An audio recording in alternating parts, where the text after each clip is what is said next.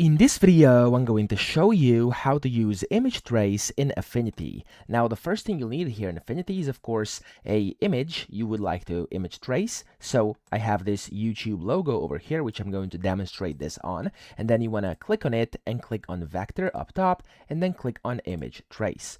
What this will do here is going to give you a separate pop-up, as you can see here, which has the edge threshold slider and then the curve fitting tolerance.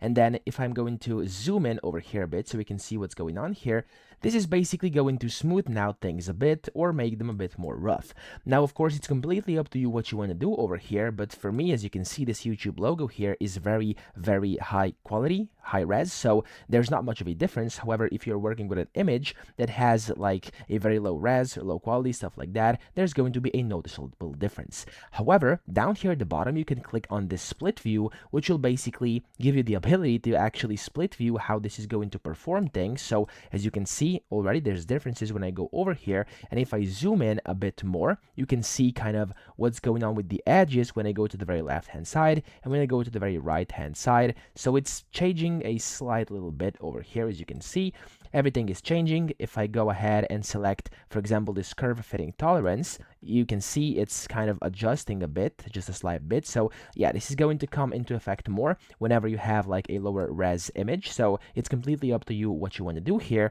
And you could then use this kind of the split view to be able to see how this is actually making a difference. You could also go into this view, which is the mirror view, and you can then see like two separate objects, which as you can see, there's already a visible difference, or you could just turn that off and that's what it's going to look like. Now, after you're actually happy with your sliders over here, you can click on the apply button, and this is going to actually do its magic, and it's actually going to create a group over here. So this is now your vector, as you can see, and then what's actually very cool about this is it's actually split things in half. So in half, I mean, I now have this little play button, and then I also have the red background as separate objects, okay? And they're all vectors. So I can go ahead and, of course, even maybe perhaps change the different colors of a specific part of this image over here and make it a completely new logo, for example. As you can see, like that. This looks a bit crazy, but still.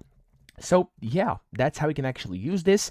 I hope this video helped you out. If it did, please subscribe to the channel and help me out as well.